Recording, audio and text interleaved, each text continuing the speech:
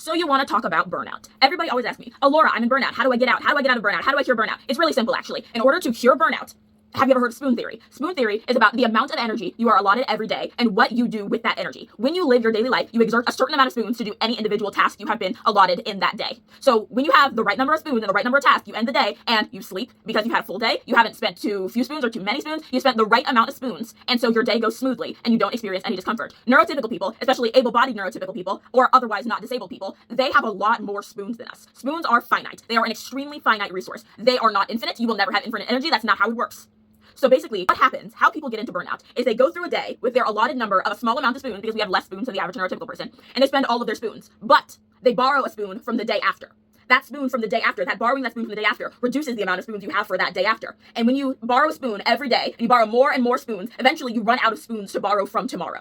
When you run out of spoons to borrow from tomorrow, when you overexerted yourself that many days in a row, stolen energy from the next day, you run into burnout. That's when you can't do anything. You can't mask because masking takes spoons. You can't be active. You can't create because all of those things take energy. Even switching tasks, even deciding things, even getting out of bed takes energy. It takes fuel. And when you run out of spoons, and you run out of spoons for tomorrow, that is burnout, and that is the hardest thing to experience as an autistic person. This is how you get out of burnout. You go through the days after burnout, and you don't borrow any spoons from tomorrow. I'm serious.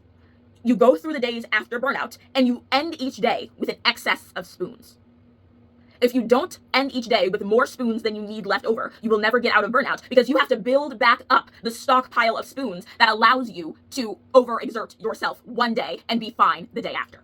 If you don't have a stockpile of spoons, you're in burnout. You're at bottom of energy. There's nothing else you can do because there's no stockpile. It's like how if you're in a giant disaster, you're in a winter storm, and you don't have a stockpile of food, you're going to die of hunger. It's the exact same thing. If you don't have a stockpile of spoons, you're going to be exhausted and you're not going to get anything done. So you have to rebuild up that stockpile of spoons. And you can't just have one day and not do anything and be like, I got all my spoons back. That's not how it works. You have to, over a long period of time, save up your spoons to get out of burnout and feel okay again. I actually have a new tool that is available on my Shopify for this. It's called the Spoons and Spells deck, and it's a gamified way to count your spoons each day. And it has a very structured metric for this is how many spoons you get. These are spell slots. You can only use a certain size spoon for a certain size spell, and if you do it wrong, then it's not going to work. You need the right spoon for the right spell, and that's the same as energy. You need the right amount of energy, the right kind of energy, the right quantity of energy for any certain task, and breaking it up into smaller tasks doesn't work because you're actually wasting energy switching tasks and losing it in between the little tasks. So you need to have the right size energy for the right size task.